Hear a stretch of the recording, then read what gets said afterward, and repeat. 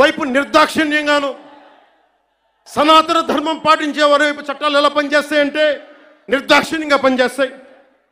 అన్య ధర్మాలు పాటించే వారిపై ఎక్కువ మానవత్వం, దయ చూపిస్తారు. ఇంకా దూషణ చేసే వారికి కోర్టులు రక్షణ కల్పిస్తాయి. అయిన వాళ్ళకి ఆకులు, కానీ వాళ్ళకి కంచాలు. ఇప్పుడు అది కూడా పోయింది, ఆకులు కూడా పోయింది, చేతుల్లో పెట్టి నాక్కోమంటున్నారు సనాతన ధర్మం ప్రాక్టీస్ చేసేవాళ్ళు. ఇదన్నా సరదాగా చెప్పట్లా. ఈ స్టేట్మెంట్ని సబ్స్టాన్షియేట్ చేయడానికి చిన్న ఉదాహరణ. ఈ మధ్యన ఒక యువ నాయకుడు అన్న మాటలు, సనాతన ధర్మం ఒక వైరస్, దాన్ని అంతం చేస్తాం.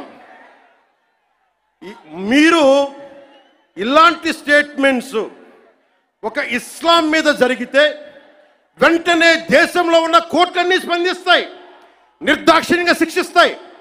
కానీ సనాతన ధర్మాన్ని బూతులు తిట్టండి, శ్రీరామచంద్రమూర్తిని పాదరక్షలతో కొట్టండి, అమ్మవారిని తిట్టండి, సరస్వతి అమ్మవారిని ఏదైనా చేయండి, ఒక్క కోర్టులు భయపడతాయి కోర్టులు కూడా.